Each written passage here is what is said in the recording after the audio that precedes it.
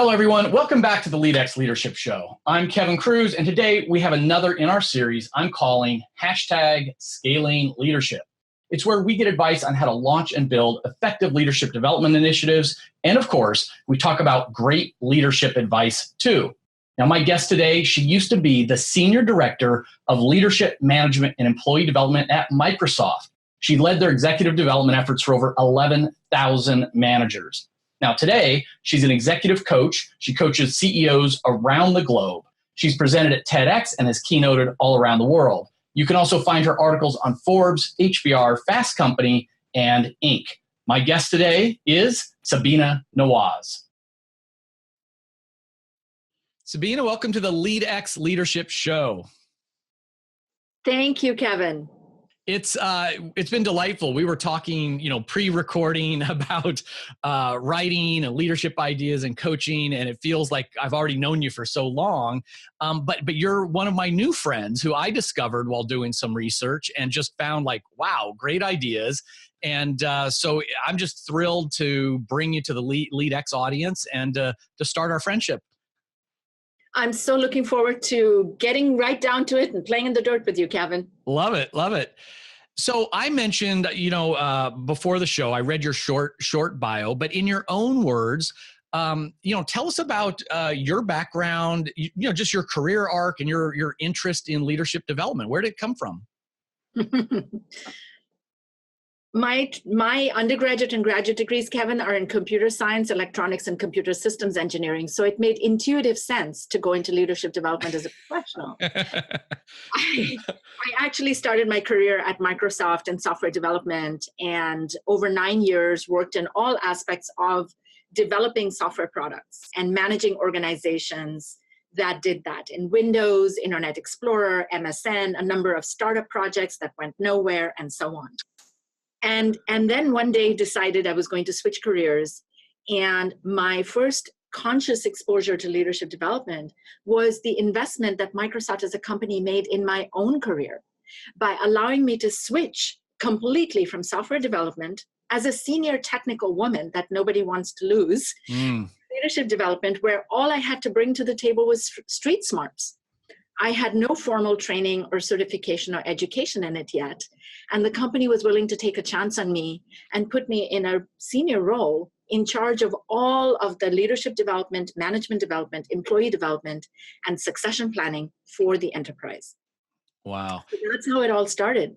Well, and you just touched on, leadership development it covers a lot of ground, right? And so it's amazing that you kind of made that jump. And then I would imagine when you first started, it was a learning experience for you about some things, some domain expertise areas maybe you hadn't really encountered, at least not to that degree. But you also probably came at it with some fresh eyes and said, oh, well, have you guys thought about this? So, what was that like in the early days, just being dropped into that team?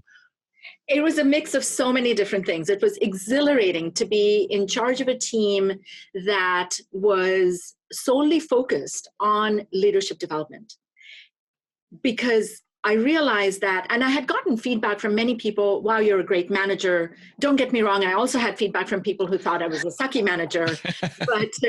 But overall, I had gotten a lot of positive feedback about being good with people, which is what had gotten me to explore this area. And in this area of leadership development, once it was officially my job, there were many days where I thought, okay, after this meeting, I am going to be selling lattes. Because I have no idea what I'm doing. This is not my patch of training or work. And you're exactly right, Kevin. It called upon my business smarts. I knew how to run a business. I knew how to run a group. I also knew how to turn around situations. And so working with my small team and increasing productivity by 400% in that first year, and getting things to our customers by inviting them to participate in creating leadership development. Because of my background, I started thinking about it more in a hybrid way. I learned a ton from my team, who were all leadership development experts. And of course, over the years I was there at Microsoft, and since then, all the time, every year, I invest heavily in my own development. to the point where now I have quite a bit of those certifications and things like that. However, it was the blend of me walking in the shoes of an actual manager running complex software projects for an enterprise, and my team members who were deeply ingrained and trained in leadership development. And it was the blend of that that was really helpful. The other thing that was striking for me in those early years was I was thrown off the deep end of the pool. My first planning meetings, one of my first planning meetings was with the CEO of the company. Oh, wow. And figuring out what to do in that context, in that regard, to say about leadership development, it really drew upon a lot of my own management experience to start off with.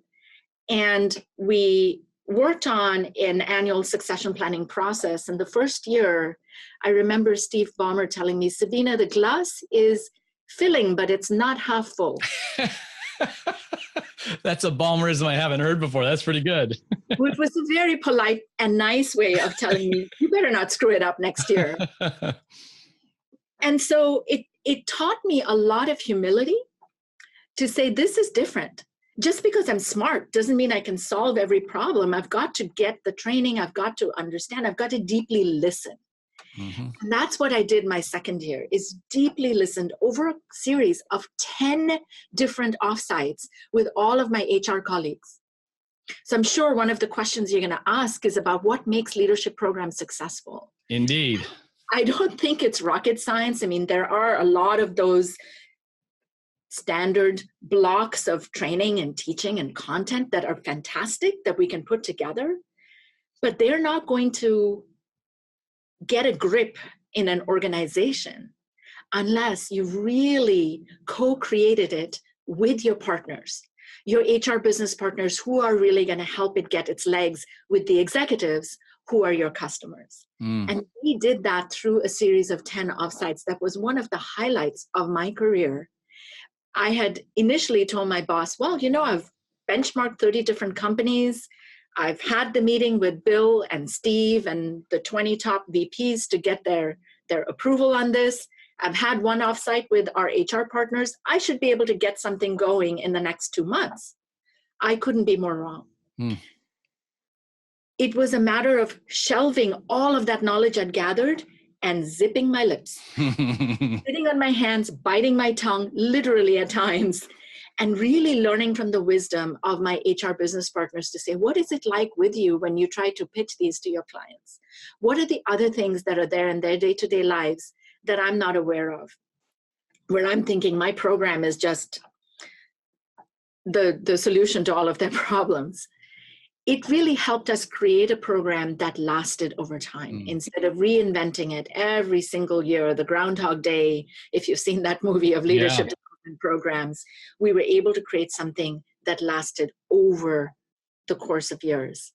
But Sabina, can you recall a specific example of that, of where, again, you think, hey, we've got a great leadership program, I've talked to everybody, but then you go in, you just listen, you commit to really listening. What's something that you heard like, oh, I didn't know that, or I'm going to now make a change to the program because of that?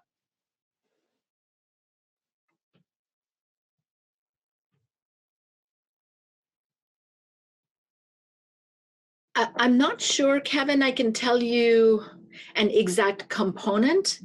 What was more important was how you frame things, how you prepare things. I see. And how you meet your audience where they are. For example, with brand new managers, new manager training, because our organization did the full spectrum from when you're thinking you want to become a manager to when you're one of the most senior executives in the organization. For a brand new manager, you could come in and have a series of talks and webinars and classes on lead with your values and understand your true north and set the right compass. And it was valuable. Those are obviously really important topics, but that probably wasn't the best entry point for them because they were in pain.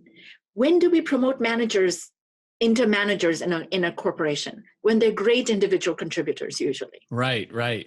They haven't trained to be managers, and suddenly they've got people crying in their rooms. They've got to deal with hiring and firing and setting goals that they can actually then hold people accountable to, and they're staying up losing sleep at night, not knowing how to give corrective feedback to somebody who previously had been their peer just 2 weeks ago. Right. You've got to meet them and start with that pain and address those pain points first. And once you can release that pressure, now you can call them to the higher calling of why do you want to be a manager? And let's talk to you about the higher order bits, the purpose, the values, the solid core, and yourself. But we first got to give them what they're most in pain about. And the deeper listening helped us better understand where those pain points were at that point in the business. Because even though I had been a manager, and I still was, it had been many years since I had been that brand new manager. Right, right. So it was a great, powerful reminder there. So this is really interesting to me because so I was on the talking to a newish director of leadership development at a Silicon Valley company that everybody would know the name, and they're not really large, but he has maybe 300 managers, and he's building the new manager or the leadership development program from scratch. Yes, and he and I spoke about a lot of like leadership competencies, and he was talking to me about how their CEO goes around and talks about like the 6 things that he does as a leader, and they're fairly abstract and high level. And it sounds like if I had heard what you just said, a week ago, I would have said to him, "Hey, you know what? Sabina has some experience. She's kind of walked your path, and you might want to really focus on, for frontline first-time managers, the blocking and tackling of the day-to-day, how to give feedback, how to set goals, how to hold people accountable." And it's not that the other stuff isn't important, but there's a time for it. Maybe that's the second level of the program. I mean, am I hearing you right? Yes, and those things are super important. The leadership competencies, the values, the compass by which you manage people and do right by them. So you do want to frame things that way. It's a question of how much do you pivot towards that? How much airtime do you give what at what point in time? Okay. If you chart the life cycle of that manager and the training and development you're going to put them through, you always want that overarching envelope, but perhaps in that initial set of touch points, it's really about the pain that they're facing and the blocking and tackling. Once they've mastered that, now you're talking about some of those other things. You definitely talk about those. It's just where your entry point is so that they are most engaged in listening to you. And they're not seeing this as a mandatory training that I have to attend, and meanwhile, I'm going to sit in the classroom and be on my phone the whole time. Right. So let me ask now, I wasn't expecting to go in this direction, so you can cut me off if you need to, but you did mention Ballmer. And so, I am passionate about the topic of employee engagement, and, I don't consider leading to drive engagement up as a soft thing, but like a lot of people do. And so some people will roll their eyes like, oh yeah, I'm supposed to say thank you and be nice and engage my team members. And then they'll point out, and it's usually the same people. Well, what about Steve Jobs? What about Bill Gates? What about Ballmer? They were not warm and fuzzy people. And look what they did. They changed the world, built it. So all this soft stuff, it really doesn't matter. You've been front and center to this world and to some of these people. So how would you answer that when we have examples of super successful founders, CEOs, leaders? Is it that, hey, they had better people skills than the caricature that the rest of us have seen? Or it's like they would have achieved even more if they did have those people skills? Kevin, I won't go into specific examples. However, say that the you're exactly right. You're getting to the point of it's a nuanced answer. It's less black and white than people see. Having worked with many executives, many CEOs that I coach one-on-one, a lot of times people will tend to make binary decisions about that CEO. They're harsh or they're not. They're a good person or they're not. They're smart or they're not. They're strategic or they're not, and so on. And the truth is, they only have small slivers of views into that person. Just like the CEO has small slivers of views into you if you're working in that organization. Right. And they make quick judgments as well, because as human beings, we make very, very quick judgments on very limited data points. And then when you're up above there, that turns into lore. Right. That one interaction, that one flashpoint turns into a story. So the truth is, first, that there are more dimensions to each human being than what we're just seeing. Second, we tend to elevate, amplify whatever stories we either experience or make up from that experience, the more senior that person is. I mean, think about the stories we tell about famous people we may have encountered. Right. Oh, I saw Jack Black when I was hiking up a mountain and somebody asked for his autograph and then this happened. And therefore, I assumed he was this kind of human being. Is that really a fair characterization? Not necessarily. What is true is what is the impact? What impact did you leave with? That whole quote from Maya Angelou about people remember how you made them feel. Right. So I think there's some of that. The other piece is there are CEOs who might not be the most gifted from an emotional intelligence standpoint. How did they make it? One, there may not be that many of them because the data on emotional intelligence actually shows us how much of a differentiator and game changer that is. But those who have made it, perhaps, who didn't have as much of the EQ side, is probably because they way overcompensated on the other skills that they had. Right. Because while EQ is vitally important, I wouldn't be doing the job that I do if I didn't totally believe in that. It's not the only thing. So there are many, many, many dimensions of success. And you can overshadow some of your weaknesses with some of your towering strengths. Yeah, I really like that answer and the truthful nuance to the issue. It's not a simple issue, and compensating with your strengths made me remember. I don't know if you had a chance yet to work with Kim Scott, and wrote Radical Candor and built the first management training program at Apple. And she said, some of these managers would say, what about this giving feedback and leadership? Steve Jobs never did that. And she would say, well, you better be as good as Steve Jobs then if you're going to ignore this stuff. And not too many people would make that claim, right? So there's different ways to lead. So, absolutely. Sabina, we talked about, sort of your lessons, starting with those frontline first-time managers and how that advice might apply to my friend who's just now getting going in the Valley. Let's go to that higher level, though. I mean, from your experience, from Microsoft to now, when teaching more senior leaders, what is it that they need more of? What should we be thinking about if we're running leadership development programs for, middle managers on up to VPs, the high potentials that we want to have get to the very top?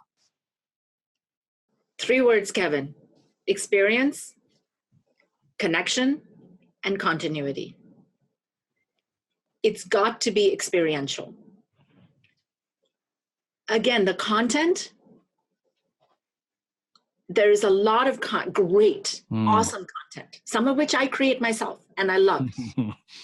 But the mistake I can make is fall too much in love with my content or with someone else's content and then think, of course, everybody wants to know everything there is about content X. And a colleague of mine and I were joking one day saying, we could stand up and be completely contentless and give them some experience where it's more about them and their experience and their reality. And they will think it was the best thing since sliced bread. So it almost, and I say this jokingly, but it almost doesn't matter what content you have there. Of course it does, but it's got to come bundled in an experience. And I've learned to whittle away content and find out what's the most important piece to leave there. I will botch up the pronunciation of his name, Saint-Exupéry, the guy who wrote The Little Prince. And he has a quote that I won't be able to quote exactly right, but something about perfection, meaning not when you have nothing more to add, but when you have nothing more to take away. And I think with senior executive audiences, you've got to figure out everything that you can take away so you bring in sharp relief, in perfect frame, the thing that you want to land with them, and then make it about an experience. Turn up the heat high, but contain it in a way that they can tolerate it, and in a way that they build connections with each other. Because they are so hungry for their connections. There was a university many years ago where I was invited for the first time to do a workshop for their department chairs across all their colleges. About 40 of these people showed up, many of them who were probably 40 years older than me in the room. And I can tell you, Kevin, I started with a small icebreaker, and we ended up actually spending quite a bit of time in that discussion. And I started to worry, oh, I've got this many slides and this much content. And once I was able to let it go, realizing just how hungry they were to simply talk to each other and talk about the challenges they faced. And they had a lot more wisdom among themselves. They didn't need me. They just needed me to hold a space for them to have that conversation about their frustrations with tenured faculty or whatever else that they were going through. So that's the connection piece. And the things that people remember about leadership development programs, because I have many very long-term clients, and over the years I will run into them, or they will come back to me for coaching, and I'll always ask them the question, what do you remember about the last one? It's rarely about the actual 5 steps of this or 10 steps of that. It's rarely about the content. It's about the experience, what they made their own because of the experience. It's about the connections they made because now those people are actually doing transactional business with each other. And it's about the continuity. Programs for senior executives where if you can get away with it, have an ongoing follow-up. One of the programs I deliver with a business partner of mine right now is called Ignite. And it's a very provocative, high heat, really relevant program because it starts with the nature of business today, which is so different from business before. It's about unprecedented challenges. They come in with their business challenges. Each person gets nearly an hour of dedicated time to get feedback on their business challenge from coaches and from their peers. They leave with their world really shaken apart. And if we just left that there, how much of that would stick, even though we think it's a fantastic program, when the pressures of their daily life keep getting added to their calendar? So what we do is follow-on coaching calls for several months. And in those coaching calls, there's magic. They're in small groups. They're not one-on-one. We have seen transformational results. Somebody attributes not 1, but 2 promotions over the course of 1 year to the program. And it's not because of the program. I think it was because of the continuity and the support and connection she got from her peers. There is so much. My neurons are firing like crazy, and if we had, like we could go half a day on this. This is amazing. I know I'm going to be coming back to this over and over again. So one thing that just was so fascinating, you said if there wasn't the continuity, it's not going to stick, and absolutely. And I think for many of them, if there wasn't the continuity, you might have made them worse because. I saw this research where the meta-analysis of 600 360 survey processes.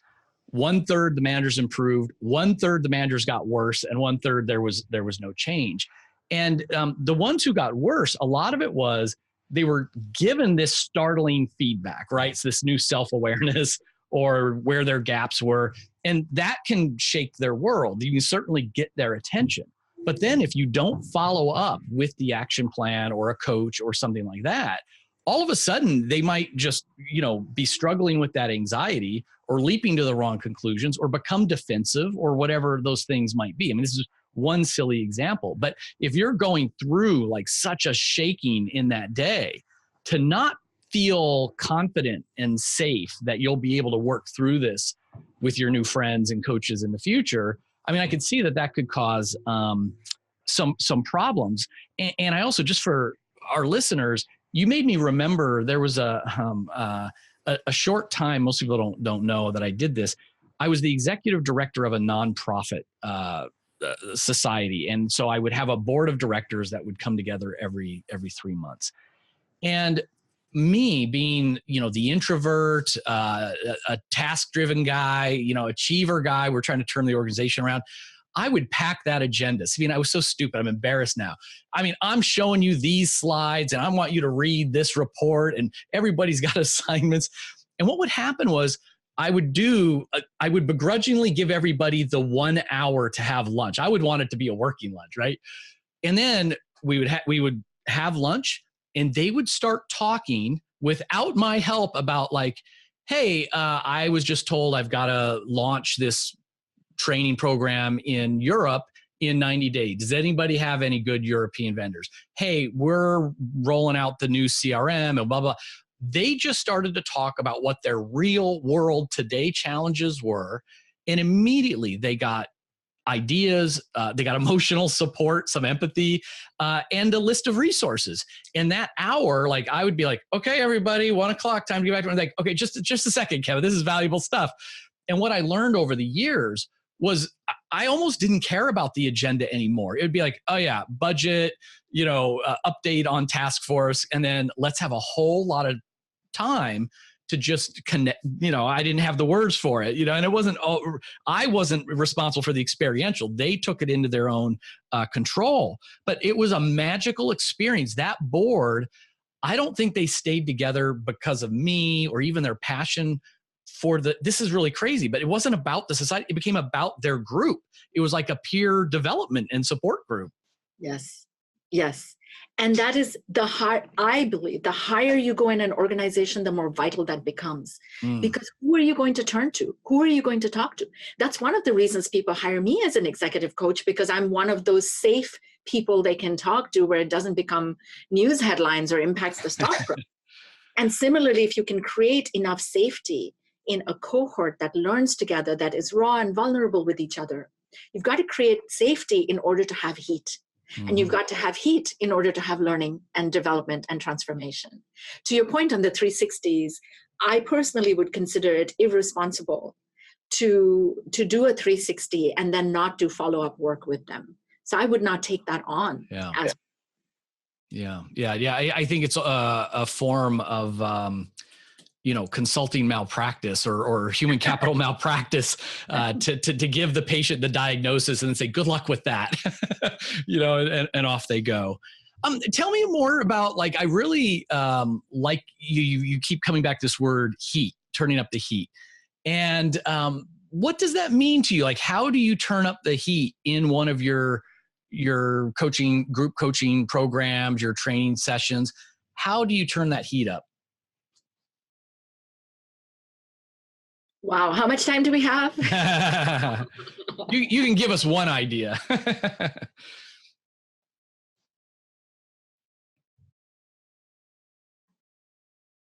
In group coaching or with individuals, I often tell people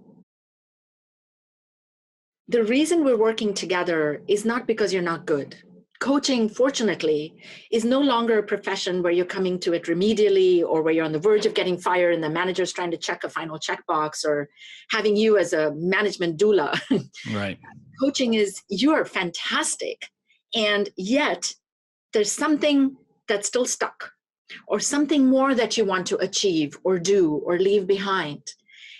And it's unlocking that piece of the puzzle. So, of course, I'm going to come at things from a strengths-based perspective. I'm going to look at, are you taking your strengths to the absolute max, to the world class? Are we squeezing that juice as much as possible? And through that, I'm also going to reveal some blind spots. And I jokingly tell people, if you do not want to know whether you look fat in that dress, don't ask me, because I will tell you. I'm like my husband. I have to go ask my 14-year-old if I want. Your husband learned. And so in terms of turning up heat in coaching calls, whether it's individual or group coaching calls, it's really trying to hold up the mirror and say, I'm hearing you tell this story about yourself. And guess what? We are rarely the villains in our own stories. So the story we tell about ourselves is, of course, noble. Because yes, we wake up with good intentions. Unless we have some serious problem, most of us don't wake up in the morning saying, I know I'm going to wake up and make life miserable for everyone around me. Yet when I'm hearing in the 360s that people are throwing up before they have to come and have a meeting with you because they're so nervous, or people are not really doing their best work. And of course, this is backed by neuroscience. When I hear that, let's talk about some other stories that might be told about you. Mm-hmm. Not because of your intent, but because of the impact. Mm-hmm. The effect of your affect creates a gap between the intent you have and the impact you have. So for in a coaching scenario, that's what I do. In a classroom scenario, it's actually turning the heat for senior audiences. Mm-hmm. Is about saying, it's not about the person in the front of the room. Because you know what? You can read my articles and get lots of lists and advice and 3 things and 5 secrets and 10 steps. And how many of those are you actually going to follow? You're not going to be sitting in a board meeting going, let me call Sabina and find out how I get out of this sticky situation. You've got to figure that out for yourself. So what are you going to do about this? And we have several techniques where we create space for them to understand what exercising leadership looks like, which is a verb that can be exercised by anybody at any place at any time, versus solely relying on authority, which is a noun and is positional. One of those exercises includes me framing that for them, that distinction, asking them what they need from me as an authority figure, but then inviting them to step into exercising leadership. And as part of that, I go silent on them for 30 minutes. You can just imagine how discombobulating, how many different things happen for people at that point. My intent there is to help them understand what happens when authority goes silent. How do you exercise leadership in those spaces? Because I say, metaphorically, has this ever happened to? Oh, yes, it happens all the time.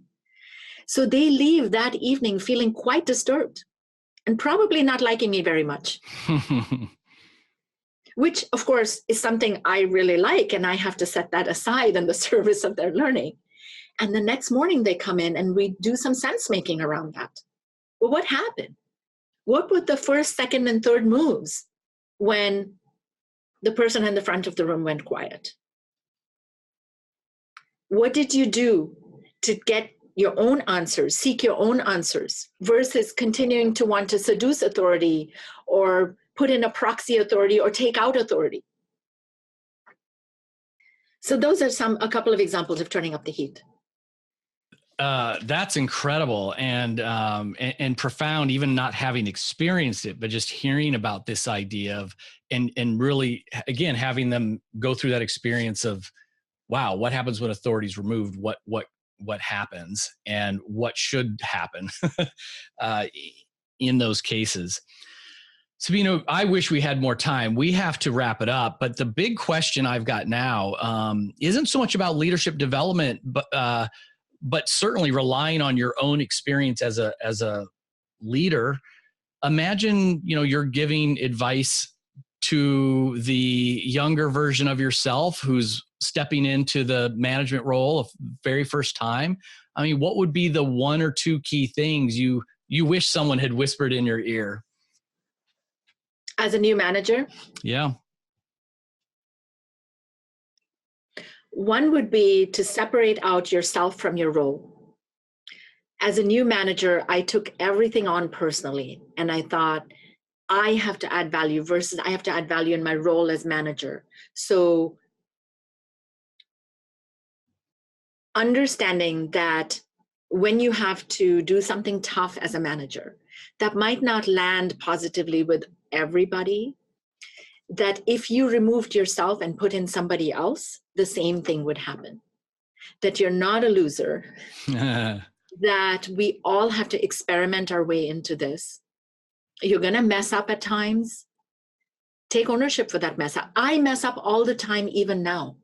I cannot create heat without generating some dust, without learning myself. And unless we own that, we actually cannot push ourselves further. I wish you had whispered that to me back my first time. I used to be a horrible boss, and I've had those moments too. To me, it was needing. I was a people pleaser, needing to be liked, and so the idea, if I had just understood to separate my own identity and person from the role of leader, yes, it would have been a lot easier back in the day. It's easier said than done, of course. Easier said than done. Sabina, what's the best way for our listeners to follow along with your articles and work and learn more about your coaching services? Oh, thank you for asking. They can email me, info@sabinanawaz.com. That's SABINANAWAZ. They can, of course, follow me at Twitter, which is my full name, @Sabina Nawaz, connect with me on LinkedIn, etc. Sounds great. Thank you again for your time today and sharing so much wisdom with our audience at LEADx. Kevin, this was a blast. Thank you for inviting me. It got me to think more consciously about some things, and I hope it's helpful to some. I'm sure it will be. Thank you.